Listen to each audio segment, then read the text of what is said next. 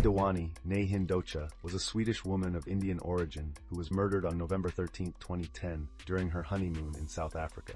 Her murder became an internationally followed case due to its shocking nature and the subsequent legal battles involving her husband, Shrien Dewani. Anni Hindocha was born in Sweden to a family of Indian origin from Uganda. She met British businessman Shrien Dewani, a wealthy care home owner, through mutual friends, and they got engaged in 2009. The couple married in a lavish Hindu wedding in Mumbai in October 2010.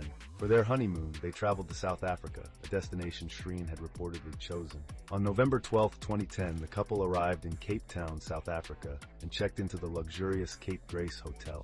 The next evening, they visited a restaurant in the city before hiring a taxi to explore the Gugulethu township, a decision that would later raise suspicion. The taxi was driven by Zola Tongo, a local driver who later became a key figure in the case. During the drive, the vehicle was hijacked by two armed men. Shrien was forced out of the car, while Annie was taken away. Her body was discovered the next morning in the back seat of the abandoned taxi, shot in the neck. South African police quickly launched an investigation, leading to the arrest of the driver, Zola Tongo, and two alleged hitmen, Solil Minjini and Ziwama Dodakwabe.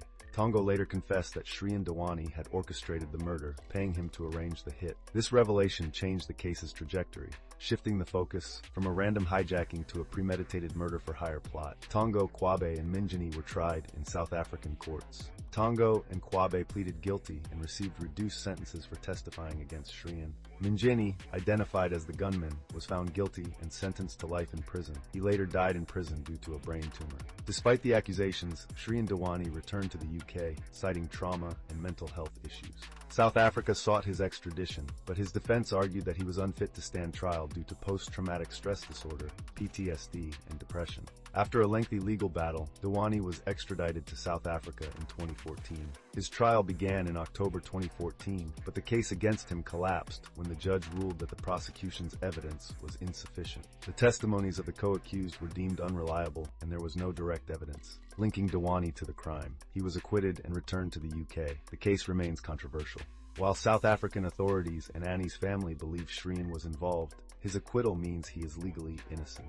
Theories about his potential motive, including financial gain and his alleged secret bisexuality, circulated in the media but were never proven in court. Annie's family continues to seek justice, feeling that key questions remain unanswered.